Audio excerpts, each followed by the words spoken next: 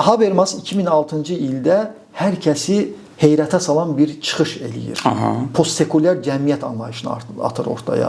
Postsekulyar cəmiyyət. Nədir bu? Habermas səhv eləmirəmsə Nobel mükafatı mı verir? Hər hansı bir mükafat təqdim olunur. Və həmin çıxışda o bir fikir atır ortaya. Deyir ki, 21-ci əsrə gəldik. Aydınlanma, maarifçi filosoflar artıq sekulyar və dünyəvi bir dünyanın yaranacağını iddia edirlər. Amma biz baxırıq ki, din hələ də var. Biz artıq bunu nəzərə almalıyıq. Artıq bizim cəmiyyətimiz öz içərisində önəmli bir dini kontingenti özündə ehtiva edən bir toplumdur. Asif müəllim, mən müşahidə eləmişəm, fəlsəfədən dinə, fəlsəfədən psixologiyaya, fəlsəfədən sosiologiyaya, fəlsəfədən tarixə, fəlsəfədən ədəbiyyata gələn adamlar o ikinci gəldikləri sahədə daha dəqiq şeylər ortaya qoyurlar. Yəni, bəli. Yəni, analizlər çox dərin olur. Çox dərin olur. Yəni, fəlsəfədən ədəbiyyata gələn adam, ədəbiyyatın özündə elə qəribə, maraqlı şeylər qoyur ortalığa. Sırf ədəbiyyatçılar onu edə bilmirlər.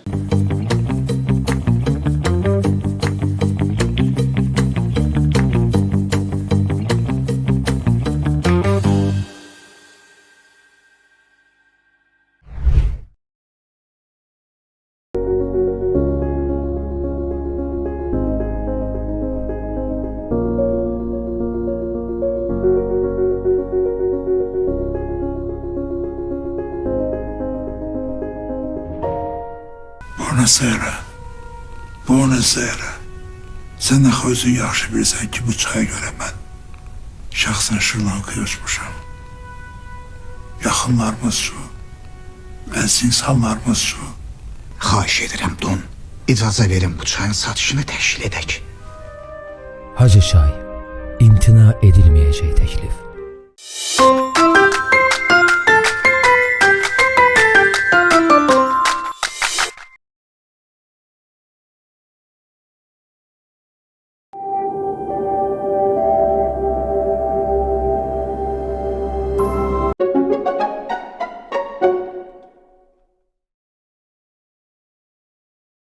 Salam dostlar, Açarda xoş gördük. Bugün çox dəyərli alim qonağım var. Asif müəllim Qəmbərov. Sosiologiya elmləri üzrə fəlsəfə doktoru, dosent, Azərbaycan İlahiyyat İnstitutunun dekan müavini. Xoş gördük Asif müəllim. Xoş gördük. Təşəkkür ederim. 2019-cu ildə sizinlə tanış olduq və bir gözəl səfərimiz oldu Türkiyədə. Muş Alparslan Universitetində 2019-cu ilin aprel ayında. Elə həmin səfərdə biz ikimiz getmişdik, orada məqalə ilə çıxış elədik. Sizin həm elminizə, həm yüksək əxlaqınıza heyran qaldım. Kəşf elədim sizi, biraz, az kəşf elədim. İndi söhbət nədən gedir? Siz sosiologsunuz. Azərbaycanda sosiologiya sahəsi hələ təzə-təzə tanınır. Ümumiyyətlə, bu sahə bizə nə verir? Hansı problemimizi həll edir? Belə bir yanaşma tərzi var. Verilişdən qabaq da sizinlə danışırdıq. Demək, Anglo-Sakson sistemdə, belə deyək, İngilis dilli sistemdə konkret problemə getmək, problemi həll etmək. İndi sosiologiya sahəsi əgər yaranıbsa və inkişaf edibsə, deməli, hansısa ciddi problemi həll edir. Sadəcə insanlar oturub orada elmi tədqiqatlar edib yazmaq xətrinə yox. Konkret nə isə, sosiologiya nədir ümumiyyətlə? Və bizim hansı problemimizi həll edir? Nə vaxt yaranıb ümumiyyətlə? Hansı cəryanlar var? Hansı problemləri həll etmək üçün yaranıb? Çox gözəl sual verdiniz. Əlbəttə, sosiologiyanın yaranması, sosiologiyanın hansı problemləri həll etməsini dərindən başa düşmək üçün onun hansı tarixi dövrdə və hansı şəraitdə yarandığına diqqətlə baxmaq. Çox vacib yanaşmadır. Hansı tarixi kontekstdə? Biz yəni dünya tarixində xüsusilə modernizasiya dediyimiz o prosesin getdiyi dövrdə sənayeləşmənin 17-ci əsrdən sonra sənayeləşmə, industrial kapitalizmin yaranması, digər tərəfdən cəmiyyətdə böyük siyasi və dini, siyasi və elmi dəyişikliklərin baş verdiyi bir dövrə təsadüf edir. Bu hansı dövrdür? Reform, yəni Renesans daha əvvəlki dövrdür, daha sonra reform, ondan sonra sənayeləşmə, böyük Fransa inqilabı, yəni bütün bu təlatümlər cəmiyyətdə kəskin bir dəyişikliyə səbəb oldu. Çox böyük dəyişikliklərdir bunlar. Siyasi rejimlər dəyişdi, monarxiya devrildi, cumhuriyyətlər yarandı. İndustrializasiya, yəni şəhərləşmə, urbanizasiya, sənayeləşmə cəmiyyətdə o kənd təsərrüfatına əsaslanan aqrar iqtisadiyyatdan sənaye iqtisadiyyatına keçdi. Bunun səbəbi ilə deməli fabrikalar şəhərlərdə qurulduğuna görə insanlar kütləvi şəkildə şəhərlərə axın etdilər. Nə yarandı burada? Ailə sistemi dəyişdi. Yeni sosial təbəqələr yarandı. Burjua və proletariya deyilən və yaxud işçi sinifi ortaya çıxdı. Bütün bunların fonunda cəmiyyətdə çox böyük dəyişikliklər baş verdi. Ailənin quruluşunda, cəmiyyətin strukturunda. Bütün bunlar nə ilə nəticələndi? Bir çox filosofları, bir çox mütəfəkkirləri cəmiyyətin dəyişməsinə bir məna qazandırmaq istədilər. Bu dəyişikliklərin səbəbi nədir? Və proqnozlaşdırmaq istədilər ki, biz haraya gedirik? Çox ciddi problemlər yarandı, elə deyilmi? Geniş ailədən, ailə institutunda geniş ənənəvi ailə sistemində nəyə keçildi? Nüvə ailəsi, yaxud nuklear ailəyə keçildi. Kilsənin və dinin cəmiyyətdəki mərkəzi rolu zəiflədi. Kilsənin mütləq hakimiyyəti zəiflədi. Nə oldu? Dünyəviləşmə, sekularizasiya, sekularizm, dünyəvi bir dövlət sistemləri, quruluşlar yarandı və bir çox mütəfəkkirlər, alimlər... Din də burada deyiləndə xristianlıq nəzərdə tutulur. Xristianlıq nəzərdə tutulur, bəli. Yəni kilsə hakimiyyəti, katolik kilsəsinin krallıqlar üzərindəki hakimiyyəti zəiflədi və bilirsiniz ki, Qərbdə bəzi qurumlar, məsələn, kilsə kimi qurumlar həm siyasəti, həm iqtisadiyyatı, həm təhsil üzərində böyük bir dominantlığı vardı. Çünki hakimiyyətdə idi də. Bunlar müstəqilləşdi. Sosiologiyanın öz terminologiyası var. Nə deyirlər buna? Sosial diferensiyasiya. Yəni, ictimai institutlar bir-birindən ayrıldı. Ailə ayrı bir institutdur, təhsil ayrıdır, siyasət ayrıdır. Bunlar dinin nəzarətindən çıxdığına görə buna dedilər sosial diferensiyasiya. Bunun fonunda eyni zamanda dünyəviləşmə, sekularizasiya prosesi getdi. Yeni təbəqələr, sosial siniflər ortaya çıxdı. Əlbəttə, bunun fonunda bir çox alimlər, xüsusilə də maarifçilik dövrünün alimləri, Auguste Comte kimi, Saint-Simon kimi, Vico kimi bir çox mütəfəkkirlər sırf cəmiyyətin dəyişmə qanunlarını axtarmağa başladılar. Və ilk dəfə biz görürük ki, Saint-Simonun deməli, timsalında sənaye toplumu deyilən bir anlayış ortaya atıldı. Saint-Simon 19-cu əsrə düşür. Bəli, 19-cu əsrin sonlarında yaşayıb. Auguste Comte-la demək olar ki, eyni dövrün yetirmələridir. Saint-Simon eyni zamanda Auguste Comte-un müəllimi qəbul olunur. Yəni, Fransızdır da. Bəli, fransızdır. Bu ənənə Fransada başladı. Yəni, sosiologiya ənənəsi cəmiyyətə bir sistem kimi yanaşma, cəmiyyətin qanuna uyğunluq, cəmiyyətin dəyişilmə qanuna uyğunluqlarını tapmaq kimi bir təşəbbüs bu Fransada başladı. Auguste Comte bildiyimiz kimi o öz pozitivizm fəlsəfəsi və sosiologiyaya öz adını da verən, yəni nə deyirlər, sosiologiyanın adını qoyan alim Auguste Comte-dur. Cəmiyyətdə dəyişiklik olur və bu dəyişikliyin səbəbləri nədir? Bu dəyişikliyi yaradan sosioloq deyil. Xeyr. Sosioloq gəlir bunu describe eləyir. Bəli. Dəyişikliyi yaradan iqtisadi agentlərdir. Ağa Nemət müəllim, iqtisadçı alim burada deyir də agent ifadəsini. Yəni iqtisadi amillərdir. Amma sosiolog görür ki, filosof görür ki, cəmiyyət dəyişib. Deyir ki, gəlin bu dəyişikliklərə bir ad verək. Ad verək. Qanun verək. Dəyişikliyin səbəblərini tapaq. Və dəyişikliyin bizi hara aparacağına dair proqnozlar verək. Burada deməli izah və proqnozlaşdırma məsələsi bizə nəyi deyir? Deməli, sosiologiya elmini quranlar, yaradanlar təbiət elmlərini özlərinə model alıb bir elm yaratmaq istədilər. Bax, burada Çünki təbiət elmlərində proqnozlaşdırma vardır, bəli. Bəli. Çünki orada izah şey ön planda dayanır. Explain. Biz əgər bilirsiniz, sosial elmlərdə 3 istiqamət vardı: explanation, exploration, description. onu xahiş edirəm deyim, o Ümumiyyətlə izah eləyək sosial bunu. elmlər, bu Earl Babbinin o məşhur kitabı var da, bilirsiniz, sosial elmlərin metodologiyası əsəri. Orada göstərir ki, Metodologiyası. Sosial elmlər, bəli, sosial elmlər. Xahiş edirəm, bu Azər müəllim, bizim bu verilişimiz dərsdir həm də. Və siz də burada ustad kimi, professor kimi danışırsınız. Mən də sizin tələbənizəm. Onu həm də dostlar, bu kitabların adları bu çox vacibdir. Sosial elmlərin metodologiyası.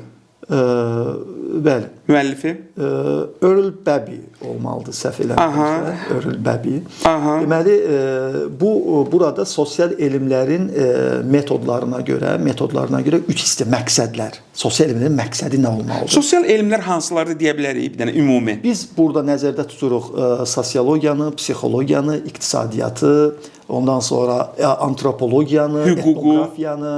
Hüquq sosial elm deyil, hüquq normativdir. Normativ. Humanities, humanitar elmlərə daxildir bu. Amma hüququn nəzəriyyəsi var. Ola bilər orada mən biraz səhv eləyim. Bu elmlərdə bizə tarixdir. Bəli, tarixdir. Bunlar humanities. Yəni, amma tarixi də son dövrlərdə sosial tarix kimi bir sosial elmə çevirənlər var. Burada humanities, yəni insan elmləri ilə sosial elmlər arasında bir fərq var. Çox incə bir fərq var. Sosial elmlər nəzəriyyələrə əsaslanır. Nəzəriyyə əsaslı araşdırmadır. Burada hipotez irəli sürmək mümkündür, proqnoz irəli sürmək mümkündür və öz nəzəriyyələrini və hipotezlərini müəyyən əldə edilmiş datalarla yoxlaya bilir. Sınaqdan keçirə bilir. Eksperiment. Sınaqdan keçirmə baxımından sosial elm nəyə oxşayır? Science-a. Təbiət elmlərinə oxşayır. Baxın, social science. Bəli. Təbiət elmləri. Science deyəndə təbiət elmləri, kimya, biologiya, fizika. Social science-da ilk növbədə Auguste Comte və Emil Durkheim kimi yaradıcı, qurucu banilər bunu bir təbiət elmi kimi qurmaq istədilər. Ona model aldılar. Belə olan halda nə etmək istəyirlər? İzah etmək istəyirlər. Explanation. Deməli, izah etmək istəyirlər. Earl Babbey deyir ki, birinci explanation. İzah etmək istəyirlər. Problemi izah etsin. Bəli, izah etsin. İzah etmə nəyi tələb edir? Səbəbini göstərməklə. Bir hadisəni izah etmək istəyirsinizsə, onun səbəbini göstərməlisiniz. Yəni də mən araya bu fikrimi daxil edeyim. Emil Durkheim deyirdi ki, sosiologiyanın predmeti sosial faktlardır. Sosial fakt nədir? İnsan zehnindən kənarda bir reallığı olan faktlar. Məsələn, nə intihar, məsələn, nə boşanma statistikası, məsələn, nə dindarlıq səviyyəsi, məsələn, nə tutaq ki, ali təhsilə girmə səviyyəsi. Təhsilin ümumiyyətlə səviyyəsi. Bu, o deyirdi ki, deməli, sosiologiyanın predmeti, obyekti, araşdırdığı problem sosial fakt olmalıdır. Gözəl. Və çox diqqətin, bir sosial fakt başqa sosial faktla izah edilməlidir. İntihara səbəb olan, intihar bir faktdır. Buna səbəb olan amillər nədir? Anomiya. Gözəl. Dəyərlərin aşınması. O zaman intihar hadisəsini biz izah edəndə ayrı-ayrı fərdlərin düşüncəsinə baxmamız yetərli deyil. Bunun səbəbi obyektiv başqa bir reallıqdır. O da anomiyadır. Deməli, bu nədir? Bu izah metodudur bu. Danışdığımız məsələ sosial elmlərin fəlsəfəsi sahəsinə daxildir. Mənim o 3 dənəni deyirik də indi. Explanation dedik, exploration, axtarış. Tarix axtarışla məşğuldur. Bir hadisəni üzə çıxarmaq. Axtarış. Faktları axtarmaq. Məsələn, intiharın səviyyəsini ortaya çıxarmaq istəyirəm. Mən araşdırıram, baxıram ki, səviyyəsi nə qədərdir. İzah etmək istəmirəm. Sadəcə olaraq hansı səviyyədə olduğunu bilmək istəyirəm. Aydındır. Description da təsvir etmək. Bir hadisəni mən sanki kənardan onun video lentə alıram, onun şəklini çəkirəm. Şəklində heç bir normativ, heç bir şəxsi mühakimələrimi, dəyər yarğılarımı, mühakimələrimi işin içinə qatmadan kənardan təsvir edirəm. Description üçüncüdür. Descriptiondur. Üçüncüdür bu. Bu description. Deməli, sosiologiyada üçünün də öz yeri var. Amma siz explanation-la məşğulsunuz, izah edirsinizsə əgər, siz burada deməli kəmiyyət metodlarından istifadə eləməlisiniz. Baxsınız, metodlar gəldi. Məqsəd metodları müəyyənləşdirir. Orada gələcəm, gözəl mövzudur. Amma siz əgər description-dan məşğulsunuzsa, əgər siz anlamaq istəyirsiniz məsələni, bu Alman məktəbidir. Fransız məktəbi sosiologiyada daha çox izah üzərində qurulub, daha çox təbiət metodu ilə izah eləmək istəyir. Amma Alman idealizminin sosiologiyaya qatdığı ən böyük töhfə nədir? Onlar dedilər ki, insan fəaliyyəti təbiət hadisəsi kimi izah edilə bilməz. Çünki təbiətdə bizim müşahidə etdiyimiz, məsələn, göy cisimlərini müşahidə edirik. Deyilmi, ay ilə yer arasındakı şey. Biz deyə bilərik ki, ay yerin xətrinə bir hərəkət eləyirmi? Biz ayı müşahidə eləyəndə bizim onun müşahidə etdiyimizdən xəbərdardırmı? Xəbərdar deyil. Amma burada bir şey deyim, mən paradoks var.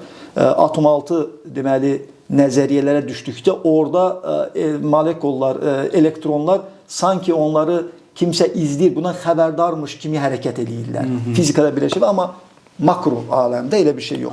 Amma İnsan insanı müşahidə eləyəndə, bir insan, tədqiqatçı toplumu müşahidə, amma toplum bu müşahidədən xəbərdar ola bilər.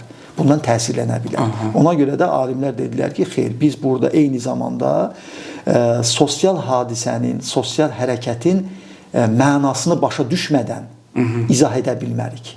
Anlama metodunu Max Weber gətirdi. Anlama metodu. Bu sosiologiyada, yəni bu iki cərəyan göstərir. Əla. Demək, bir cümlə deyim, sonra keçək ikinci sualımıza. Çünki mövzular çoxdur. Demək, sosial elmlər ictimai faktları Emil Durkheim'in dediyinə görə araşdırır və bir təsbit eləyirəm. Sual deyil, bu təsbitdir. Və ictimai faktları yaradan da insandır axı. Bəli, bəli. Bu insan da ipə sapa yatmır. Ona görə sosial elmlərin problemi oradadır. Təbiət elmlərindən fərqi ondadır ki, təbiət elmləri deməli elə bir faktların üzərində qurulur ki, onlarda organik və avtomatikdir. Determinizm var. Bəli, determinizm var. Determinizm İnsanda da determinizm yoxdur. Ona görə, bəlkə buna görə Spinoza 17-ci əsrdə çalışırdı ki, insanı da determinizmə gətirsin ki, rahat izah edə bilsin. Amma əslində belə deyildi. İnsan, bizim bir müəllimimiz vardı universitetdə, deyirdi ki, insan elə bir varlıqdır. Gəlir evə, görür ki, acdır, işdən evə gəlib, evdə yemək hazırlanıb, bunun sevdiyi yemək hazırlanıb, stolun üstündə hazırdır. Burada nə qalır? Paltarını dəyişsin, gəlsin, yemək yesin də. İnsan həmin vaxt imtina edib çıxıb gedə bilər. Bəli. Yəni, insan elə bir ipə sapa yatmaya var. Ona görə sosial elmlər çox çətindir. Çox çətindir. İndi vəziyyət necədir? Sosiologi elmi nə ilə məşğuldur? Ümumi bir, burada bir gəzişmə eləyə, sonra üçüncü mövzuya keçəcəm. Üçüncü suala. İndi vəziyyət necədir, Asif müəllim? Siz tədqiqatçısınız, maşallah, o elmi məqalələri mütaliə edirsiniz, özünüz də elmi məqalə yazırsınız, orada gələcəyik. Buyurun. İndiki vəziyyəti təsvir etmək çox çətindir. Çünki sosiologiya 19-cu əsrdə yaranmasına baxmayaraq elm sürətlə inkişaf etdi. Nəzəriyyəsi inkişaf etdi. Sosioloji nəzəriyyələrdə bir funksional bir cərəyan formalaşdı, zəiflədi. 1950-60-cı illərdən sonra ciddi şəkildə tənqidə məruz qaldı. Struktur funksionalizm, Talcott Parsons və Merton'un inkişaf etdirdiyi Amerika sosiologiyası ciddi tənqidlərə məruz qaldı. İlk öncə bu Parsons'un, Merton'un sosiologiyasını tənqid elədilər. Bəli, ciddi şəkildə tənqidə məruz qaldı. Çünki struktur funksionalizm daha çox belə mühafizəkar bir mövqe tutur və cəmiyyətdə mövcud olan sistemi sanki legitimləşdirir. Onu olması gərəkən şeyi, necə deyim, olması gərəkən şəkildə cəmiyyəti göstərdi. Tənqid etmədi. Cəmiyyətdə problemləri göstərməkdən daha çox cəmiyyətin mövcud bərabərsizliklərinə haqq qazandırma yolunu tutdu. Yəni tənqidçilər bunu deyirlər. İlk dəfə bunu açıq şəkildə şiddətli tənqid edilən elə Amerikalı Wright Mills oldu. Onun çox məşhur Sociological Imagination, möhtəşəm sosiologiyanın klassiklərindən biridir. O struktur funksionalizmi yerlə bir elədi. Yəni onu çox ciddi şəkildə tənqid elədi və göstərməyə çalışdı ki, buradakı əslində bu dilin çox çətin olması, anlaşılmaz olması heç də bunun çox dərin şeylərdən xəbər verdiyi deyil. Əslində cəfəngiyyatdır dedi bu. Onların dedikləri cəfəngiyat. Və müasir fransız sosiologiyasının nümayəndələri ki, bunun ən öndə gedən nümayəndəsi Pierre Bourdieu idi. Çox böyük. Bourdieu. Bəli, Pierre Bourdieu. Bourdieu də ümumiyyətlə struktur funksionalizmi çox tənqid edir. 20-ci əsrdə. Bəli. Bourdieu 2002-ci ildə vəfat edib. Təəssüf ki, yəni uzun yaşamadı. Yəni Pierre Bourdieu, amma çox dəyərli refleksiv sosiologiya. Mənim də daha çox bu gün məşğul olduğum, sevdiyim, oxuduğum, mütaliə etdiyim bir istiqamət refleksiv sosiologiyadır və onun da ən böyük nümayəndələrindən biri Pierre Bourdieu. Danışaraq refleksiv sosiologiya. Struktur funksionalizm zəifliyi nədə idi? O mövcud ictimai siyasi duruma haqq qazandıran, onu müdafiə edən bir mövqe tutur. Aha. Amma ta Marks dövründə sosiologiyaya bir istiqamət də daxil olmuşdu. Nə idi? Konflikt metodu, konflikt nəzəriyyəsi. Konflikt nəzəriyyəsinin əsas üzərində durduğu məsələ cəmiyyətdəki münaqişələr idi. O şeylər, funksionalistlər deyirlər ki, cəmiyyət, baxın, cəmiyyət tərifi bu iki cərəyana görə dəyişir. Funksionalistlər deyirlər ki, cəmiyyət müəyyən ortaq dəyərlər və normaların üzərində cəmləşən alt sistemlərdən meydana gəlir. Burada önəmli olan anlayış nədir? İnteqrasiya. Deməli, inteqrasiyaya zərər verən hər şey pisdir, inteqrasiyaya töhfə verən hər şey yaxşıdır. Bax, belə bir... Necə inteqrasiya? Onu anlamadım. İnteqrasiya cəmiyyətin bütövləşməsi. Bəli. Cəmiyyətdə axı ayrı-ayrı qruplar var, qüvvələr var, siniflər var. Bunlar bütövləşməyin tərəfdarıdır. Bəli, bütövləşməli. Məsələn, deyək ki, bütün cəmiyyətlərdə idarə edənlər, idarə olunanlar var. İş verənlər var, işə götürənlər var. Qadınlar var, kişilər var.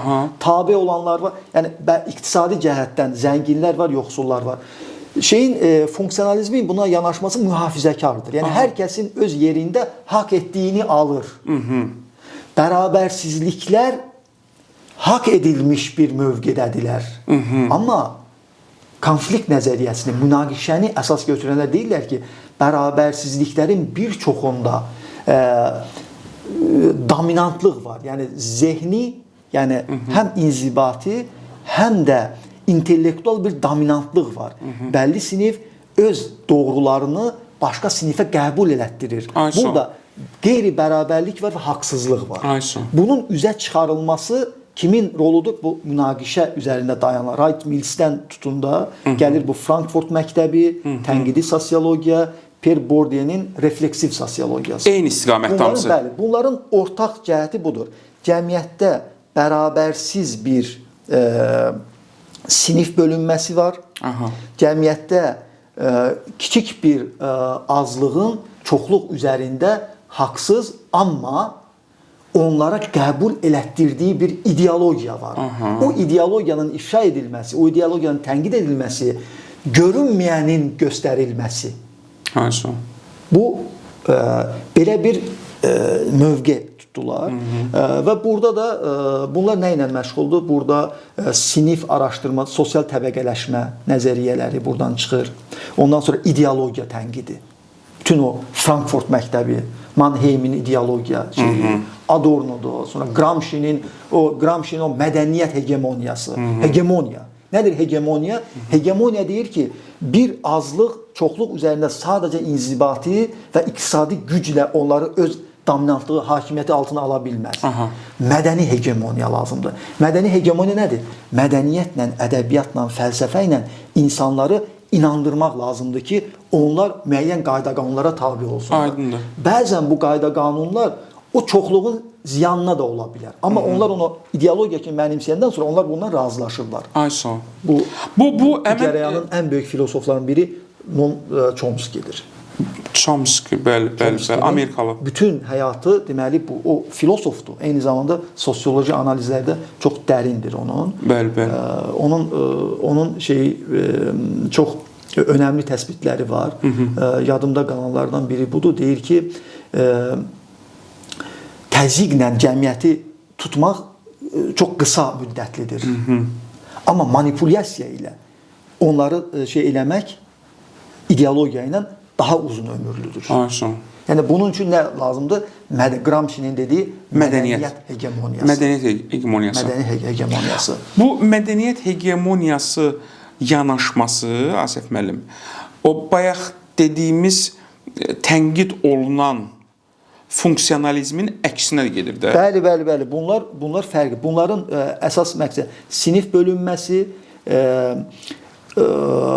ideologiyalar, düşüncə tərzləri, hətta fəlsəfə belə müəyyən dövrdə ideologiya rolunu oynaya bilər. Bəli. Məsələn, Pierre Bourdieu fəlsəfədən sosiologiya, antropologiyadan sosiologiyaya gələn bir tədqiqatçıdır. Ona görə onun sosiologiyası çox dərindir. Məsələn, o Hegel fəlsəfəsini analiz edib və göstərib ki, Hegelin qurduğu o mütləq idealizm fəlsəfəsi əslində Prusiyadakı mütləq monarxiyanın dəstəklənməsinə xidmət edən bir fəlsəfədir. Bəli.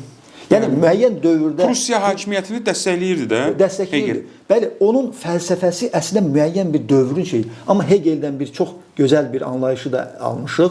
Zeitgeist. Zamanın ruhu. Hər fəlsəfə zamanın ruhunu özündə əks etdirir. Refleksiv sosiologiya, tənqidi sosiologiya da həmən zamanın ruhunu tutmaq istəyir. Zamanın ruhu nədir? Bizi müəyyən dövrdə, müəyyən şəkildə düşünməyə vadar edən amillər nələrdir, onu üzə çıxarmağa çalışır. Müasir sosiologiya dünyasında buna görə də daha çox tənqid, refleksiv, analitik sosiologiya daha çox üstünlük verilir. Amma bu sahə, sualınıza dönürəm. Bəli. Günümüzdəki gedən şeylər. Günümüzdə fransız sosiologiyası daha çox refleksivlik üzərində gedir. Amma sosiologiya o qədər şaxələndi ki, artıq onun hamısını izləmək artıq qeyri-mümkün hala gəlib. Sosiologiyada artıq ixtisaslaşmalar gedib. Məsələn, mənim şəxsən ixtisaslaşmam dinin sosiologiyası olduğuna görə daha çox dinin sosiologiyası, siyasətin sosiologiyası sahələrini daha çox izləyirəm. Amma burada şəhər sosiologiyası, təhsil sosiologiyası, məsələn, sosial faktlar nə qədər varsa, bəli, belə sosiologiyası var. O qədər sosiologiyası var, amma əsas istiqamətlər baxın, siyasətin sosiologiyasıdır, dinin sosiologiyası bu dəqiqə dünyada çox populyardır. Gender sosiologiyası həddən artıq bu gün məşhurdur. Bu gün aparılan araşdırmaların bəlkə də yarısını təşkil edir gender məsələləri. Mən özüm yəni bütün bunları izləmək təbii ki mümkün olmadığını. Feminizmin təsirindəndir də bu həm də. Gender biraz daha geniş anlayışdır. Ona görə də mənim izlədiyim sahə artıq daha çox yəni cəmiyyətdə dinin sosiologiyası, genderin sosiologiyası, siyasətin sosiologiyası sahəsi ilə biraz yaxından maraqlanıram. Üçüncü məsələ elə ora gəlirik. Refleksiv sosiologiya dediniz və dediniz ki, indi dünyada fransız sosiologiyası daha çox bununla məşğuldur və siz də bu sahəni sevirsiniz. Bu barədə danışaq Asif müəllim. Siz özünüz indi hansı mövzuları işləyirsiniz? O gün sizinlə danışırıq. Dediniz ki, bir məqalə üzərində işləyirdim. Bir ildən artıq idi və təzəlicə yekunlaşdırmışam. Təsəvvür edin ki, bax, elmi iş, əziz dostlar, budur. Bir ilə yaxın, bir ildən çox bir məqalənin üzərində sadəcə alim, tədqiqatçı işləyir. Müasir elm bax bunu tələb edir. Oturub da bir aya, 15 günə bir dənə kitab yazmaq o elm deyil. O başqa bir kütləvi bir ədəbiyyatda və s. və ilə axır. Buyurun Asif müəllim, özünüz indi hansı və refleksiv sosiologiyanın sizin bu tədqiqatınıza nə kimi töhfəsi var, əlaqəsi var? Gözəl sualdır. İcazə versəz, əvvəlki sualda unutduğum bir məqam vardı, onu qısaca əlavə edeyim. Müasir sosiologiyanın əsas istiqamətlərindən biri də empirik sahədir. Yəni günümüzdə sosiologiya deyəndə empirik araşdırma ilk növbədə nəzərdə tutulur. Empirik məlumatlara əsaslanmayan fikirlər zəifdir, spekulyasiyadır, fəlsəfədir. Empirik yəni konkret təcrübəyə, eksperiment, datalar götürülür. Baxın, gender araşdırmaları, siyasəti sosiologiyası, dinin sosiologiyası bugün bütün nəzəriyyələr empirikdir. Empirik fikirlərə əsaslanmalıdır. Sosiologiya təcrübə. Elə olmasa heç mi ona əhəmiyyət vermir? Günümüzdəki araşdırmalar haqqında dediniz, bəli. Yəni mən məqalələr üzərində bəzən paralel işləmək məcburiyyətində qalırıq. Eyni zamanda məsələn bir neçə məqalə üzərində işləyirəm. Mənim son dövrlərdə bir məqaləm nəşr olundu Din Araşdırmaları jurnalında sivil din haqqında. Sivil din məsələsi Baxmayaraq ki, bu məsələ sosiologiyanın 1970-ci illərdən 2000-ci illərə qədər baş vermiş sosiologiyada aktual bir məsələ idi. Gördüm ki, bizim ölkəmizdə ümumiyyətlə sivil din anlayışı ilə bağlı heç bir şey yoxdur, heç bir şey yazılmayıb və ona görə də sivil din anlayışını ta Jean-Jacques Rousseau'nun o sosial müqavil, ictimai müqavil əsərində işlədiyi civic religion deyir orada. Sivil din, dövlətin özünün bir sivil dini olmalıdır. Ta o vaxtı, yəni bu 18-ci əsrdir. Rousseau'nun yazdığı kitab 18-ci əsrin sonlarıdır. Deməli, daha sonra Emil Durkheim də bu nəzəriyyə inkişaf eləyir və Robert Bellah'ın 1967-ci ildə yazdığı Civil Religion in America. Deməli, bu məqaləsi bunu çox populyarlaşdırdı. Baxdım ki, ölkəmizdə bu haqda heç nə yazılmayıb. Yəni, sekulyar din, sivil din, bax, bu məsələlərə bağlı. Bu araşdırmamın bir sahəsi bunun üzərinədir. Mən ilk növbədə Emil Durkheim'in, Rousseau'nun və Bellah'ın sivil din nəzəriyyələrinin problemi. Burada bir sivil din də politik din anlayışı var. Siyasi din, sivil din.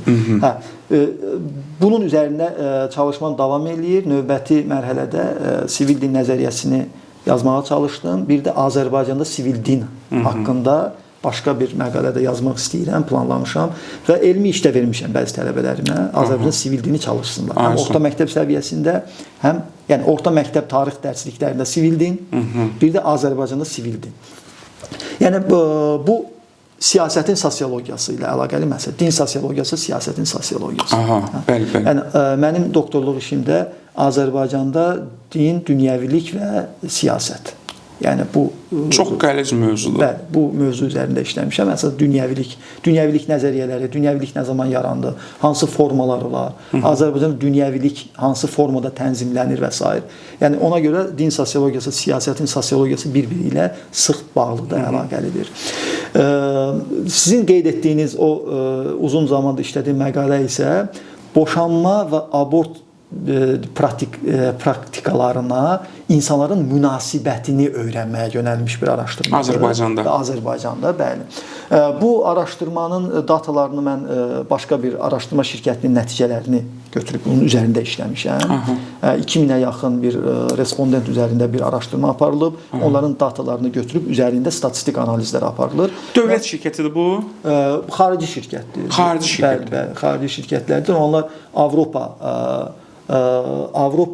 Dəyərlər Araşdırması adı altında bir şeydir, layihədir, böyük bir layihədir. Onlar 40-50 ölkə arasında sorğular keçirirlər. Azərbaycanda var orada. Oradan məlumatları, siz ora müraciət edib məlumatları götürə bilirsiniz. Məlumatlar isə tədqiqatçı kimi verirlər. Və onun üzərinə siz statistik analizlər apara bilirsiniz. Deməli, mən də burada seçdim xüsusi olaraq Azərbaycanda insanların boşanmaya münasibəti necə dəyişilir? Məsələn, bu araşdırma bir aparılıb 2011-də, bir 2014-də, bir 2018-də. Yəni, baxırsınız ki, münasibət necə dəyişilir? Baxırsınız ki... Elə həmin şirkət aparıb. Bəli. 2012-ci ildə aparılan araşdırma ilə 2018-ci ildə aparılan araşdırmasına baxırsınız, görürsünüz ki, əgər münasibət çox mənfi idisə, getdikcə o münasibət daha çox müsbətə doğru gedir. Yəni insanlar daha normal baxırlar. Bunu oradan izləyə bilirsiniz. Və orada mən xüsusi bir analiz də aparmaq istəyirəm. İnsanların dini düşüncəsinin bu məsələyə münasibətini necə təsir göstərir? Bu regression modeli deyirlər buna. Deməli, boşanma və aborta münasibətlə dindarlıq arasında əlaqənin regression analizi.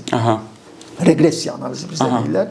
Çox çətin analizdir. Yəni orada texniki analizlər aparmaq lazımdır və sahə ilə bağlı yazılan yüzlərlə yazılar var. Yəni onlara da baxmaq lazımdır. Yəni hamısı Azərbaycanla əlaqəli deyil, amma bənzər araşdırmalar başqa ölkələrdə aparılır. Bizdə belə araşdırma yoxdur. Yəni dindarların boşanmaya münasibəti necədir? Qeyri-dindarların boşanmaya münasibəti necədir? Burada üçüncü bir istiqamət, maraq göstərdiyim sahələrdən biri də deməli o bayaq qeyd etdik Frankfurt məktəbi davamçılarından biri birisi Jürgen Habermas. Çox məşhur bir həm sosioloq, həm də filosof kimi o əsərlər yazır. Hələ də yaşayır. Habermas yaşayan ən böyük filosoflardan biridir. 2003-cü ildə İstanbulda 21-ci Dünya Fəlsəfə Konqresində mən tələb edim o vaxt getmişdim. O da gəlmiş orada çıxış edirdi. Habermasın mən kitablarını oxuyuram, çox məşhurdur. Çox dəyərli Frankfurt məktəbidir də. Frankfurt məktəbinin nümayəndəsi sayılır.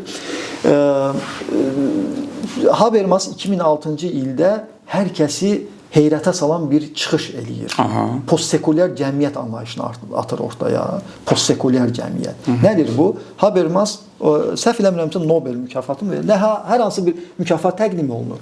Və həmin çıxışda o bir fikir atır ortaya. Deyir ki, 21-ci əsrə gəldik. Aydınlanma, maarifçi filosoflar artıq sekulyar və dünyəvi bir dünyanın yaranacağını iddia edirlər. Amma biz baxırıq ki, din hələ də var. Biz artıq bunu nəzərə almalıyıq. Artıq bizim cəmiyyətimiz öz içərisində önəmli bir dini kontingenti özündə ehtiva edən bir toplumdur. Və onların da bu cəmiyyətdə söz sahibi olma və ictimai, publik sferada onun çox önəm verdiyi ki, demokratik cəmiyyətlərin ən bariz xüsusiyyətləri publik sferadır, ictimai sfera. Yəni, nədir ictimai sfera? Müzakirə məkanıdır. Oraya insanlar öz problemlərini açıq, dövlətin müdaxiləsi olmadan açıq müzakirə etməlidirlər. Çayxanadan başlamışdı bu şey. Bəli. Oradan bilirsiniz də Viyana dairəsi deyilən bir çox fəlsəfə məktəbi çıxmışdı da. Bəli. Viyana dərnəyi. Viyana dərnəyi. Türklər Viyana çevrəsi deyirlər ona. Bütün o şeylərin Karl Popper'in filan müzakirədə, Wittgenstein'in müzakirə apardığı məkanlar idi buralar. O çayxanadan daha yüksəlir, haraya yüksəlir? Fikri mühitə fikirləşir. Bir şey yazır, o bir müzakirə edir. Möhtəşəm. Artıq bu ictimai sferada biz dindar insanların, dindar vətəndaşların da girib öz töhfələrini vermələrini gözləməliyik. Nə üçün? İndiyə qədər deyir ki, sekularizm, Fransız sekularizmi xüsusilə bu dini sferanı hər zaman nə edirdi? Görməməzliyə vururdu özünü bu məsələdə. Bunların fikirləri nəzərə alınmırdı. Amma onların oraya girməsi artıq vacibdir. Nə üçün? Çünki onlar bir gücdülər. Amma onlar öz töhfələrini də verməlidirlər. Məsələn, bizim problemimiz nədir? Məsələn, nüvə silahlanması, müharibələr. Məsələn, Covid və ondan pandemiyalara mübarizə aparma, elə deyilmi? Bu qlobal problemlərə, ekoloji böhranlar. Onlar da töhfə verə bilər. Siz də gəlin töhfənizi verin. Amma bunun üçün 2 şərt gərəkir. 2 şərt. O deyir. Bəli. 2 şərt lazımdır bunun üçün. Nədir bu şərtlər? Sekulyar kontingent onları adekvat qəbul etməlidir. Yəni, dini bir insan öz dini fikirləri ilə bir müzakirəyə qatılanda, iştirak edəndə, bunlar Voltaire'in yanaşması nə idi? Voltaire'in din haqqında verdiyi tərif buydu. Din nə deyirdi?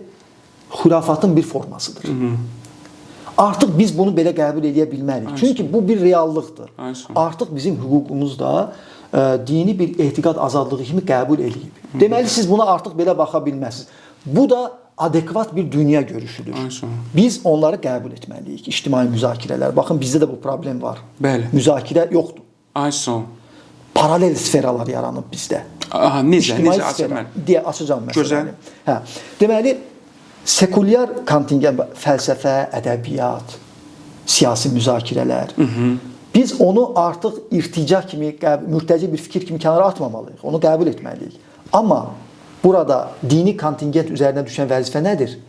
Öz düşüncələrini müasir dilə tərcümə etməlidir. Adekvat. Yəni sən gəlib bizim şəriət qanunumuza görə qadın arxada durmalıdır. Siz bizimlə müzakirə apara bilməzsiniz. Sən bu fikirlə o müzakirəyə girə bilməzsən. Bu günümüzün insan hüquqları prinsiplərinə ziddir. Nə ilə? Tərcümə. Yəni müasir tələblərə, müasir etik, hüquqi və elmi dünya görüşünə uyğun gələn, onun adekvat olan bir səviyyədə təqdim etməlisən ki, onlar da sənin təklifini ciddiyə alsın. Deməli, burada nə olur? İctimai sfera yaranır. Əgər bu iki şey bir-birini qəbul etmirsə, bu ona mürtəci desə, o da buna Allah düşməni desə, iki sahə, burada paralel sferalar yaranır. Bu öz içində danışır, o öz içində danışır. Müzakirə getmir, heç bir töhfə vermir cəmiyyətə. Habermas bu məsələni gündəmə gətirdi. Möhtəşəm. Dedi ki, bu fikri irəli sürülüb, bunun üzərinə çoxlu nəzəriyyələr irəli sürülüb. Mənim də ən son yazdığım bir yazı var bununla bağlı. Sekularizmdən post-sekularizmə paradigmatik bir dəyişiklikdirmi bu? Yəni bu sahədə kiçik bir yazı yazdım. Bu sahədə yəni önəmli bir sahədir. postsekulyərizm deyilən bir anlayış formalaşır. Bunu müdafiə edən alimlər var. Bu da eyni zamanda siyasətin sosiologiyası ilə dinin sosiologiyasının qovşağında yaranan bir sahədir. Bir dənə çətin sual verim. Buyurun. Paralel sferaların yaranmasından Jürgen Habermas narahatdır. Bəli. Demək, Habermas istəyir ki, paralel sferalar yaranmasın, bu əks qütbdə dayanan qruplar gəlsinlər bir araya, dialoqa, müzakirə, publik sfera yaransın. Bir çayxanaya gəlsin, otursunlar, bir-birini aşağılamasınlar, döyməsinlər, söyməsinlər, müzakirə aparsınlar bir-biri ilə. Hər ikisi bir-birinə dəyər versin. Yaxşı?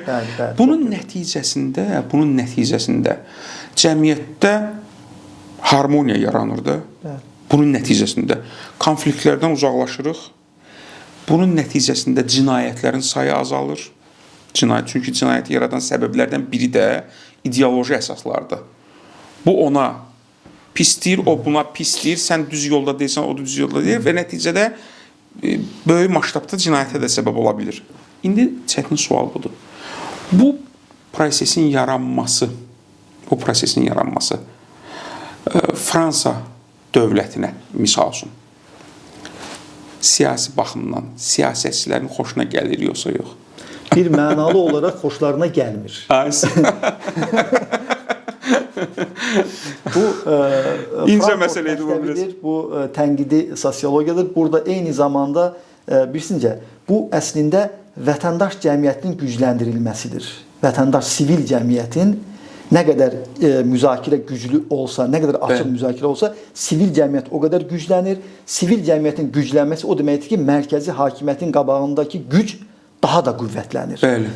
Bunu əlbəttə ki, bilirsiniz, sivil cəmiyyət siyasi hakimiyyətlə üz-üzə duran bir şeydir. Yəni onlar bir-birindən bir şeylər tələb, sivil formada. Bəli. Bax, nə üçün sivil cəmiyyət? Yəni onlar bir-birindən bir şeylər tələbi. Sivil cəmiyyət nə qədər güclü olsa, onların haqq tələbləri o qədər daha əsaslı olur. Aydındır. İndi post-sekulyar cəmiyyətin formalaşması, bunu ağsaqqal deyir də Habermas. Yəni Habermas deyirsə, o səviyyədə bir filosof, sosioloq deyirsə, bunu sadəcə Habermas demir. Bunu John Rawls, o Ədalət nəzəriyyəsi 70-ci illərdə. Bəli. John Rawls da bu fikri müdafiə edənlərdən biridir. Yəni bunların üzərində durduğu əsas məsələ publik sferanın inkişafıdır. Çünki Habermasın bir əsəri də var, publik sferanın dəyişilməsi üzərinə. O qədər önəmli bir məsələdir ki, publik sfera. Deməli, bunun dəyişilməsi son dövrlərdə, yəni o publik sfera getdikcə zəifləyir. Bu filosoflarda bunun üçün narahatlıq yaradır. Yəni, indi bu dinin bir fakt kimi hələ də mövcud olması, yəni 80-ci, 90-cı illərdən sonra Avropada İslamın da geniş yayılması ilə də bağlı olan bir hal ola bilər də, düzdürmü? Bəli. Yəni, onun da bir təsiri var. İndi, Asif müəllim, siz dediniz ki, bir cümlə işlətdiniz, dediniz ki, postsekulyar cəmiyyətin formalaşması, Habermasın yanaşması 2006-cı ildə bu çıxış edib, ondan sonra güclənib. Bu proses güclənib. İstəyərdim bu barədə biraz danışaq, sonra Azərbaycana qayıdacağıq. İndi qlobal deməli səviyyədə necədir vəziyyət? Habermas qürbətdədir bu fikri, yoxsa yavaş-yavaş buna yanaşanların, bu cür yanaşanların sayı çoxdur? Yəni bu müzakirəni gücləndirib, müzakirə genişlənib, amma bu sahədə çox böyük nailiyyətlər əldə edilməyib. Yəni bu son dövrlərdə xüsusilə Amerikada o millətçi sağ siyasətin güclənməsi bu şeylərə kölgə salır. Bunun qarşısını alan bir şeydir. Yəni. Bəlkə ona görə ki, dünyanı Habermas idarə eləmir, ona görə. Yəni, əlbəttə. Yəni, filosoflar dünyanı idarə eləmir, əlbəttə.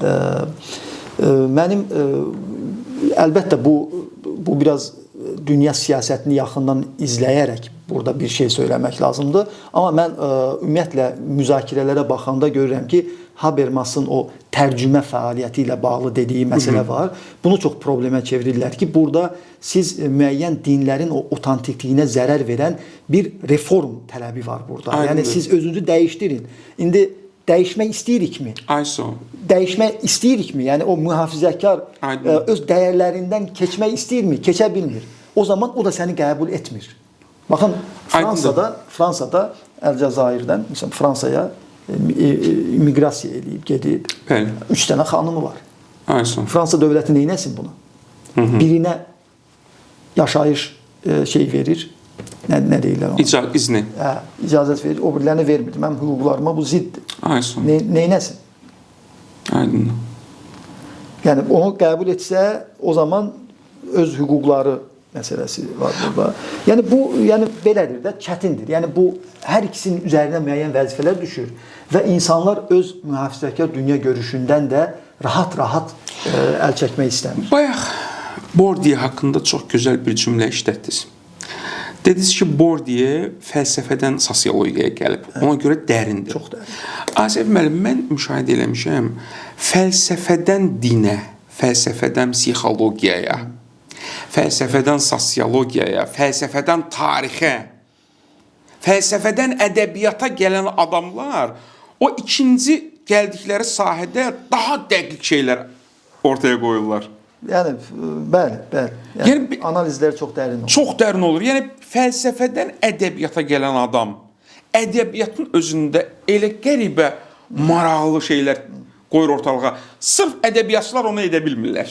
O tamamilə razıyam. Ümumiyyətlə Mail müəllim, deməli yaxşı sosioloqun fəlsəfədən mütləq xəbərdar olmalıdır, mütaliə etməlidir. Yəni Hegelin fəlsəfəsi, ta Descartes-dan götürün. Yəni siz çox gözəl Spinoza'nı dediniz. Spinoza'nın etikasından xəbəri olmayan, o insan determinizm məsələsi.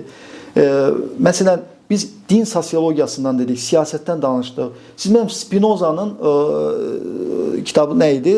Əxlaqda? Yox, etika yox. Bir dənə də önəmli kitabı politik teoloji traktat. Məsələn, o kitabında etiqad azadlığı ilə bağlı elə mütərəqqi fikirlər irəli sürür ki, heyrətə düşürsən. 17-ci əsrdə. Bəli, 17-ci əsrdə. Etiqad azadlığının, ifadə azadlığının önəmi haqqında elə şeylər danışır, vəhiy anlayışını elə izah edir ki, heyrətə düşürsən. Bəli. Bilirsiniz də, ənənəvi Yəhudi icmaları onu şey deyiblər. Bəli. Dışladılar, necə deyirlər. Afaroz elədilər onu. Yəni şeydən çıxır, hələ də onu qaldırmayıblar. Bəli. Ümumiyyətlə, fəlsəfə şeyi olmadan sosiologiyada çox dərin analiz aparmaq çətindir. Ona görə də bu mütaliə tələb edən. Mənim sözüm nəyədir, Asif müəllim? O sözüm orada yarımçıq qaldı. Onu tamamlayım. Demək problem nədir? Habermas deyir ki, gəlin hamı bir araya toplaşsın və sağlam bir müzakirə mühiti yaradaq. Əla. Digər tərəfdən sizin dediyiniz problem. Gəlin görək hələ müxtəlif dinlərin nümayəndələri buna razı olurlarmı, yoxsa olmurlarmı? Yaxşı. Mən bu problemin aradan qalxması üçün deyirəm, əgər o din xadimləri, müxtəlif dinlərin xadimləri özləri filosof olsalar, ora gətirirəm, bu müzakirələrə daha layal yanaşarlar. Çünki fəlsəfi təhlildə, İslamın özündə də bu İslam filosoflarından o şəxslər ki, ilahiyyatçılarından o şəxslər ki, fəlsəfədən gəliblər ilahiyyata, onların təhlilləri fərqlidir də. Fərqlidir. Onlar, nə bilim, filan xurafat hədisə inanmırlar, filan. Bu birisilər isə hamısına inanırlar. Və çox təəssüf ki, İslam dünyasının özündə də bu ciddi problemdir. Fəlsəfəsizlik problemi. Və bunun acı nəticələrini biz 19-cu əsrdən sonra İslamın özündə qatı radikal o məzhəblərin yaranması və s. orada görürük. Bu günümüzün problemidir. Azərbaycanın da problemidir indi bu dəqiqə. İndi gəlirik tədqiqat metodları barədə də bir neçə dəqiqə istəyirəm danışaq. Asif müəllim mümkünsə. Demək, Azərbaycanda konkret istəyirəm, empirik danışaq. Hərçə ki, bayaqdan elə konkret danışırıq. Azərbaycanda statistika deyir ki, boşanmaların sayı 50% civarındadır. Sualım belədir. Azərbaycanda sosioloq bugünkü Azərbaycanımıza nə töhfə verə bilər? Sosiologiya baxış necədir ümumiyyətlə? Sosiologiya tələbələri necə ciddi bir sahədə təhsil aldıqlarının fərqindədirlərmi? Sosiologiya sahəsində tədris edən müəllimlərimiz necə ciddi vacib, ən vacib sahələrdən birinin tədrisi ilə məşğul olduqlarının fərqindədirlərmi? Bax, biraz pafoslu səsləndir. İndi konkret mövzu boşanma. Bəli. Boşanma məsələsi ilə yaxından maraqlandığım üçün, yəni işlədiyim üçün biraz məlumatlıyam o sahədə. Deməli, boşanmanın o səviyyəsi, xüsusi bir statistik əmsal var, boşanma əmsalı onunla ölçülür. Bəli. Məsələn, bizdə 2023-cü ildən 2024-cü ilin statistikasına baxmışdım. 95-ci ildən 2000-lərə qədər. Yəni 2.1-ə yüksəlib. Yəni 100 min içərisində neçə nəfər belə ölçülür o. Səhv eləmirəmsə, əmsal 100 min içərisində, yoxsa 1000 nəfər içərisində. Biraz o qarışdırmış ola bilərəm. Müəyyən bir say içərisində neçə boşanma baş verir? Bunun statistikası boşanma əmsalı gözləyir. Misal üçün 1000 nəfər içərisində tutaq ki 2 nəfər, 1 nəfər. Yəni bununla müqayisə edəndə dünya boşanma ilə müqayisəsində görürük ki, bizdə boşanma səviyyəsi belə orta səviyyədədir. Məsələn, Avropada, Amerikada bu 3-4 arasındadır. Türkiyədə 3 səviyyəsindədir. Bizdə hələ 2-dir. Bizdə hələ ən yüksəkdə deyil. Aydın. Yəni bir çoxları bunu çox belə faciə kimi təqdim edirlər.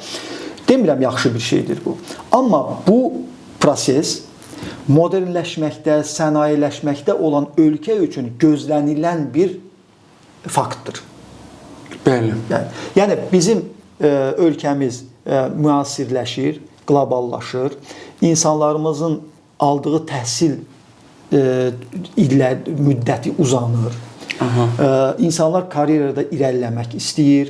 Qızlarımız, oğlanlarımız ali təhsil almaq istəyir, iş sahibi olmaq istəyirlər. Bu avtomatik olaraq deməli evlilik yaşını uzadır. Mənim baxdığım şeyə görə, məsələn 95-ci illərdə, 2000-ci illərdə insanların boşanma, oğlan və qızların, kişi və qadın evlənmə yaşı qızlarda 20-21 görünürdü, oğlanlarda, kişilərdə 23 görünürdü. Bu yüksəlib. Qızlarda 23-dür orta yaş, oğlanlarda 28-dir. Deməli evlilik yaşı nə olur? Yüksəlir. Bu nə ilə əlaqəlidir? Çünki artıq bizim müasir əmək bazarında rəqabətli bir təhsil alıb bura girməyimiz üçün daha çox təhsil almalıyıq. Elə deyilmi? Bəli. Onun üçün tez ailə qura bilmirik. Ondan sonra bəs ailə qurub boşananlar? Onun da ayrı səbəbləri var. Yəni bu bir çox məsələ, bu problem deməli modernləşməkdə olan ölkələr üçün tipik olan bir çox xüsusiyyətlərdir. Boşanma niyə çoxalır? Çünki boşanma ilə bağlı təsəvvürlər dəyişilir. Bir bu. Artıq ənənəvi ailələrin, ailə böyüklərinin, ailənin kiçik, daha aşağıdakı o nəsil üzərindəki nəzarəti zəifləyir, insanlar səbəbsi. Ən önəmli, romantik və sevgi əsaslı evliliklər artıq baş verir. Baxın, ənənəvi ailələrdə evlilik 2 nəfərin arasındakı bir müqavilə deyil. 2 tayfa, 2 ailə arasında bir müqavilədir. İstəsələr də boşana bilməzlər və boşanma təsəvvürü ümumiyyətlə yoxdur. Bu yoxdur belə bir şey. Amma bugün gənclər nə edir? Öz istədikləri ilə evlənirlər daha çox. Elə deyilmi? Biz buna artıq normal baxmağa başlamışıq buna. Çünki onlar bərabər yaşayacaq. O zaman sevgi əsaslı evlilik o deməkdir ki, 2 nəfər arasında əlaqədir. Və onların istədikləri vaxtda o əlaqəni kəsə bilirlər. Bunun qarşısını necə almaq olar? Yəni bu dünyanın getdiyi istiqamət budur. Aha. Burada başqa amillər də var. Çox başqa amilləri də burada qeyd eləmək olar. Yəni insanlar arasında artıq fərdiyyətçi dəyərlər ön plana çıxır. Bununla əlaqəli ciddi araşdırmalar var. Aha, Bəli. aha. Yəni yenə də dediyim həmin o araşdırma layihələrində dünyada hansı dəyərlərin bir var pro-choice values deyirlər. Tərcih əsaslı şeylər. Bir də var pro-life. Nə bilim kollektivlik şeyi. Hansı dəyər? Fərdiyyətçi, daha çox şəxsi tərcihin öndə olduğu dəyərlər dünyada yayılır. Bu nə ilə gəlir? Bu qloballaşma ilə gəlir. Bu kapitalizmlə, neokapitalizmlə gəlir. Ondan sonra neoliberalizmlə gəlir. Ondan sonra bu təhsilin yayılması ilə gəlir. Bu insanların artıq o miqrasiya məsələsi, insanlar başqa mədəniyyətlərlə daha çox tanış olur, daha çox dil öyrənir, daha çox səyahət eləyir. İnternet və kütləvi informasiya vasitələri bizə başqa dünyaların da olduğunu, başqa cür yaşamağın da mümkün olduğunu göstərir. Amma sizə yaxşı xəbərlər verim. Statistikalara baxdığım üçün onu deyə bilərəm. Yenə də Azərbaycanda yaşayan gənclərin əksəriyyəti 70%-nə yaxını həyatda ailə qurmaq vacibdir fikrindədirlər yenə də. Amma Qərbdə bu dəqiqə insanlar heç evlənmədən də yaşamağın mümkün olduğunu kəşf etdilər. Vətəndaş nikahı, yəni biz rəsmi bir nikaha girmədən də yaşaya bilirik. Yəni öz təbii, nə bilim seksual, ondan sonra psixoloji, sevgi ehtiyaclarımızı bu şəkildə də qarşılaya bilirik. Yəni bu fikirlər də getdikcə yayılır. Və bunun nəticəsində də əhalinin sayı azalır. Bunun əhalinin sayı azalır, az uşaq dünyaya gətirilir, natamam ailələr yaranır, tək valideynli ailələr, biz bunlar natamam ailə formaları deyirlər. Artıq bugün insanlar arasında Avropada, Amerikada artıq ənənəvi ailə deyəndə nəzərdə tutulan şey artıq bizim qəbul etdiyimiz nuklear ailədir. Ata-ana və övladlar. Buna deyirlər ənənəvi ailə. Çünki natamam ailə formaları daha çox yayılıb. Natamam ailə nə? Məsələn? Bərabər yaşayırlar, birlikdə yaşayırlar. Amma ailə deyil də bu. Ailə, yəni rəsmi evlilik yoxdur. Və belə uşaq dünyaya gəlir, uşaq ya atan ya ana ilə yaşayır. Belə olan halda uşaq dünyaya gəlmə ehtimalı da azalır. Olur amma azalır. Yəni uşağın azalma şeyi gözləniləndir. Yəni yenə də deyirəm, yəni bunu mən müdafiə etmək kimi sosioloqun yanaşması belədir. Hadisəni təsvir etmək. Vəssalam. Bəli. Əxlaq dərsi verə bilməz. Yox. Yəni bu sualı İnqilab müəllimə də verilmir. Bəli, bu artıq sosiologiya olmadan çıxır. O sizin dəyərlərinizə görə bu dəyişilə bilər. Məsələn, Yaponlar düşünürlər ki, az olsun, keyfiyyətli olsun. Afrikada düşünün, nə qədər çox olsa, o qədər yaxşıdır. 3-ü ölər, 5-i qalar. Sosioloq dəyərlər əsasında qayda düzəldir də. Burada mən bir tərəf tutanda artıq mən bir dəyərə əsaslanmış oluram. Bəlkə mən düşünürəm ki, az olsun, amma keyfiyyətli, yaxşı yetişdirim. Bir insan yetişdirim, qoy daha çox töhfə versin cəmiyyətə. Amma 5 dənə olsa, bəlkə mən onların ehtiyaclarını tam təmin edə bilmərəm. İndi bir dənə filosofla sosioloq debata çıxsa, filosof ona sübut eləsə ki, qlobal dəyərlər var. Qlobal dəyərlər varsa sübut eləsin. Yəni qlobal dəyərlər ancaq dəyər mövzusu ya hər hansı bir ilahi nizama əsaslandırıla bilər və yaxud qeyri-ilahi nizama. Ya belə əsaslandıracaq ki, bizim məsələn katoliklər deyirlər ki, uşaq dünyaya gətirmək bir vəzifədir. Bəli. Bunu zövq üçün deyil, bunu cəmiyyət üçün etmək lazımdır. Ona görə də aborta qarşıdırlar. Amma İnsan Hüquqları Konvensiyası da bir konsensus əsasında formalaşıb, deyir ki, bu qadının azadlığıdır. Onun həyatını riskə atır, məsələn. Aborta icazə verir də? Bəli, yəni müasir hüquq buna icazə verir, amma bir çox deməli mühafizəkar şeylər buna qarşı çıxırlar, amma mən bildiyim qədərilə dünyanın əksər sivil, dünyəvi ölkələrdə icazə verirlər buna. Amma buna qarşı çıxanlar mühafizəkar mövqedən çıxış edirlər. Aydındır. Yəni qlobal dəyər məsələsi ya İnsan Hüquqları Konvensiyası kimi bir şey ola bilər. Yəni bütün insanlar azaddır. Bunun üzərində hər hansı bir şey yoxdur. Yəni bu səviyyədə ola bilər qlobal bir dəyər. Amma evdə neçə uşaq dünyaya, ailədə neçə uşaq dünyaya gətirilməlidir? Bu dəyərlərə görə bu nisbi dəyər relativizmi var burada. Təbii. Bir cümlə deyim burada, sonra davam etdirə bir neçə dəqiqədə. Demək, misal üçün yenə qayıdıram postsekulyar cəmiyyət məsələsinə. Habermas yaman diqqətimi çəkib bu. Bayaqdan fırlanıram elə ilişib qalmışam orada. Demək, burada necə ola bilər Asif müəllim? Əgər Michael Sandel var, Harvardın professoru, onun qəşəng bir söz var deyib. Hüquq fəlsəfə. Bəli, siyasi fəlsəfə. Deyir ki, public discourse, publik diskursa, diyaloqa həvalə edirik, müzakirələr qızışır və burada bir nəfər də gəlir, tutaq ki, Azərbaycan mentalitetinin nümayəndəsi. Heç dini demirəm. Azərbaycan mentalitetinin nümayəndəsi gəlir o çayxanaya çıxır, oturur fransız sosiologu ilə, filosofu ilə, Azərbaycan filosofu. Deyir ki, baxın, bu gözəldir, bu dəyərdir, filandır. Onu da nəzərə alırlar. Sözümün canı nədir? Gərək o qədər publik diskursda, publik müzakirədə o qədər deyilsin ki, axırda gəlsin Beynəlxalq İnsan Hüquqları Konvensiyasında o maddəyə düşsün. Bu da 10 illərin, bəlkə də 100 ilin məsələsidir. İndi, yəni, İnsan Hüquqları Konvensiyası bir gündə yaranmayıb ki, o da uzun müddətdir. Uzun müddətdir, bəli. Kökləri ta 12-ci əsrə qədər gedir. İndi burada bir məsələ var. Bu, boşanmaların çoxalması, ümumiyyətlə, ailə məsələsinə diqqətsizlik. Diqqətsiz yanaşır da ailə məsələsinə. Bunun, mən bildiyimə görə səbəblərindən biri də cəmiyyətin azalmasına stimul yaratmaqdır, ümumiyyətlə dünyada əhalinin sayının. Çünki fantastik dərəcədə artır. 1900-cü ildə dünya əhalisi ya 1 milyard idi, ya 2 milyard. İndi dəqiq yadımda deyil.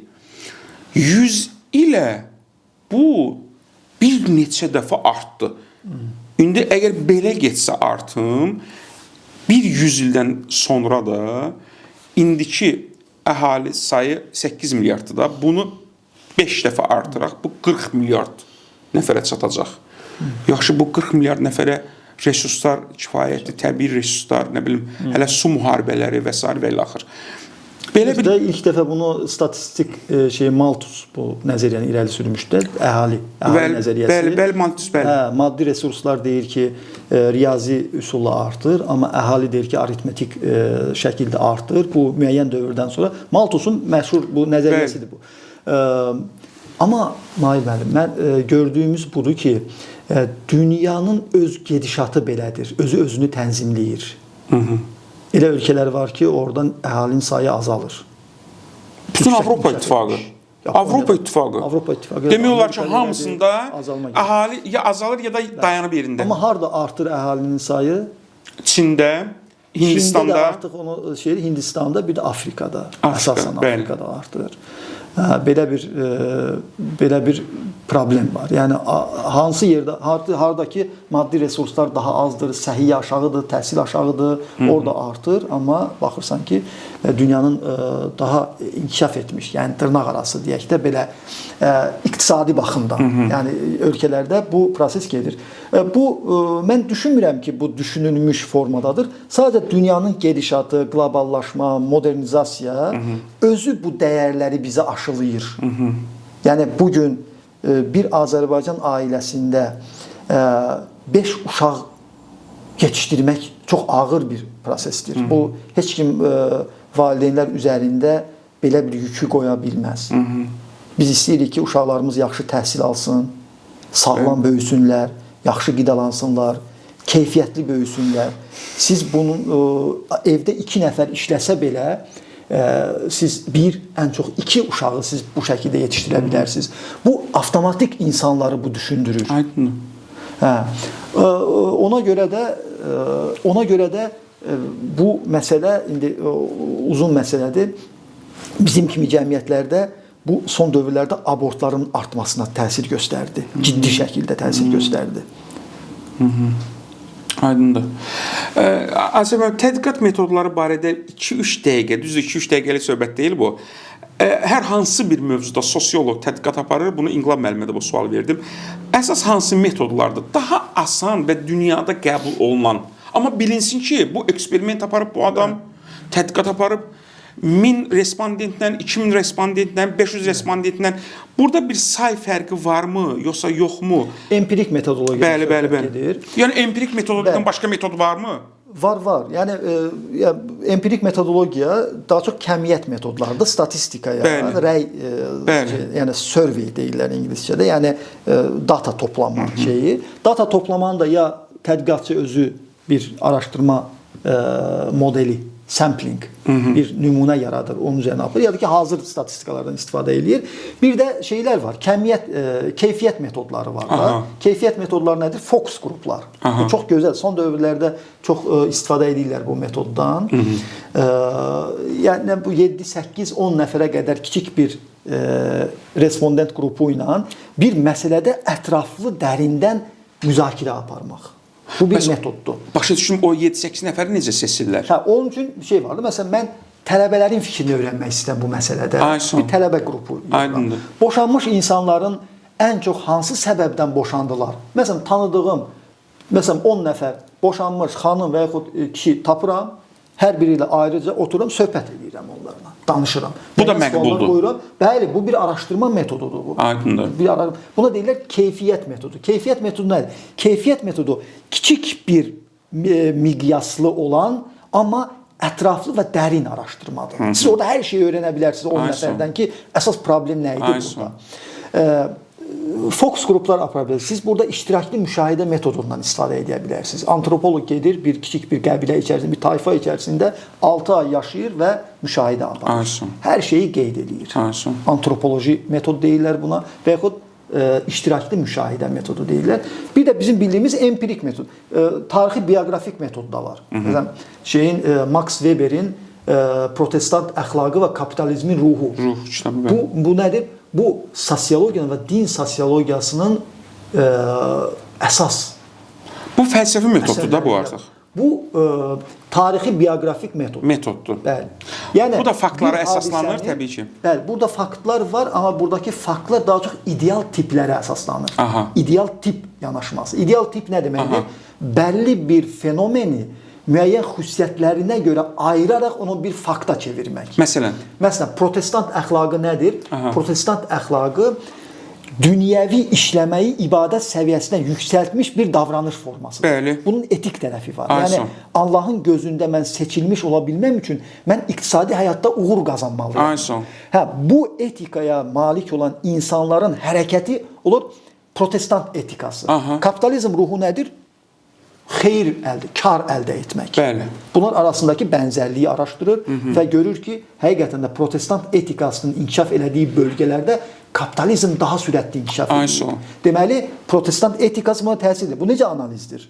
Bu gedib məlumat toplamadı. Bu dərin analitik bir zəka istəyir burada və eyni zamanda hadisələr izləyir. Kapitalizm harada inkişaf edir? Hollandiya kimi ölkələrdə deyilmi? Bu ölkələr protestant ölkələrdir. Kalvinizm buralarda inkişaf edir. Protestanlığın kalvinizm qolu. Yəni bu protestant əxlaqı və həqiqətən də 17-ci əsrdə ilk o merkantilizm, ticarət Hollandiyadan başladı. Bir də ki, bu sadəcə ticarət deyil.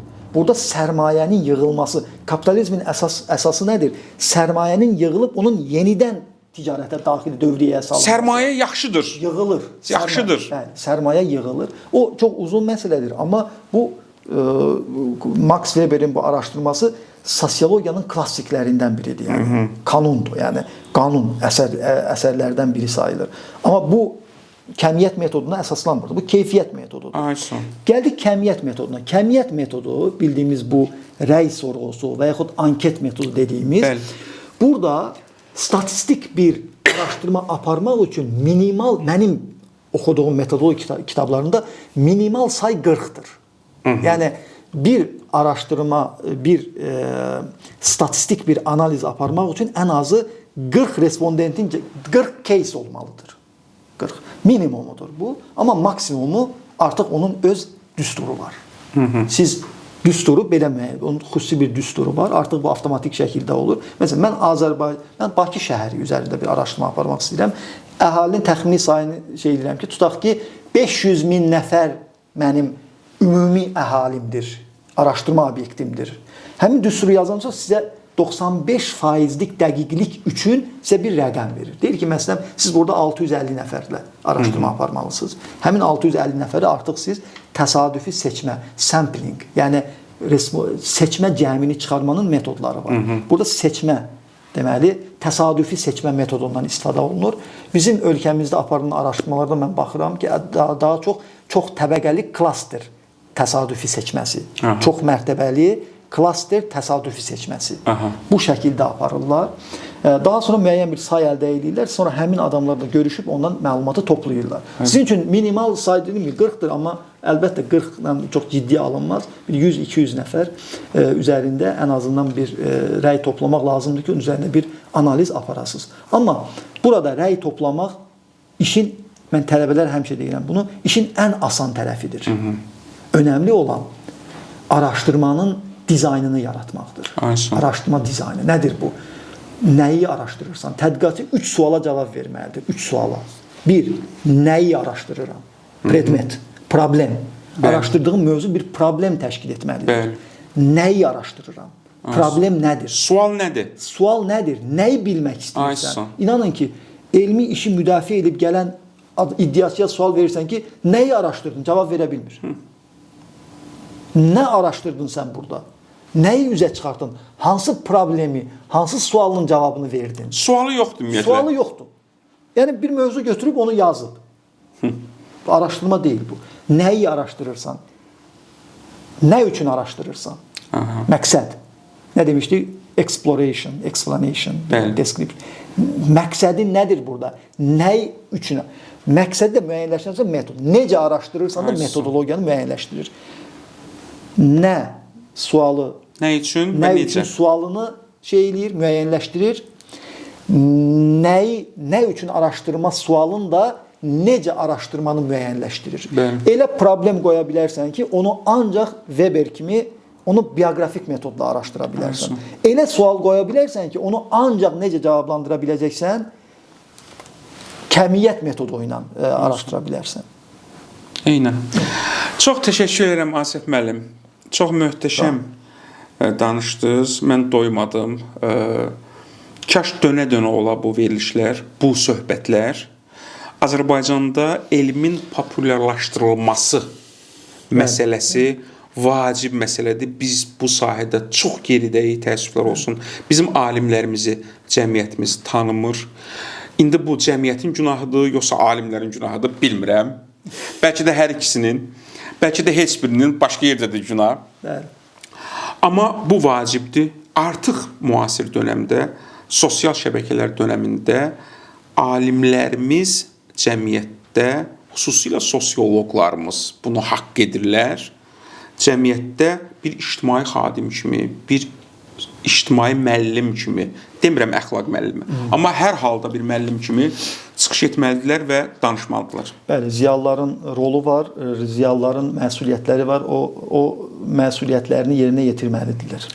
Təşəkkür edirəm. Demək, Asif müəllim, bizdə Azərbaycanda ümumiyyətlə elmi sahəyə biznes sahibləri tərəfindən diqqət o qədər də yüksək olmayıb tarixən. Amma bizim Sosiologiya Akademiyası bu ənənəni dəyişib.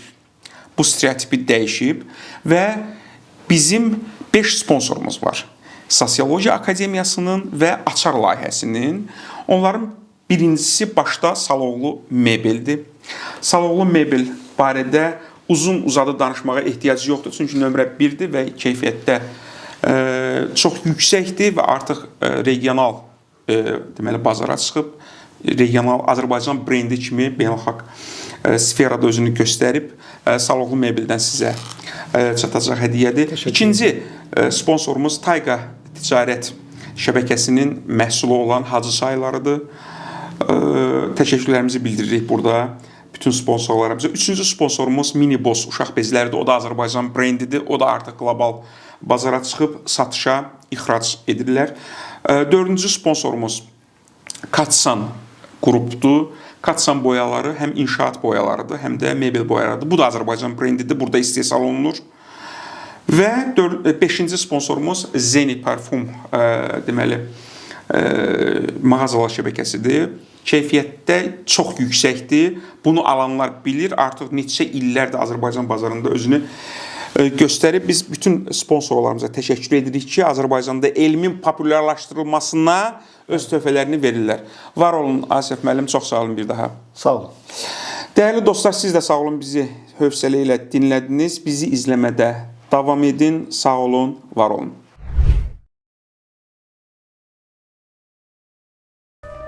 Hacı Çay, imtina edilmeyecek teklif.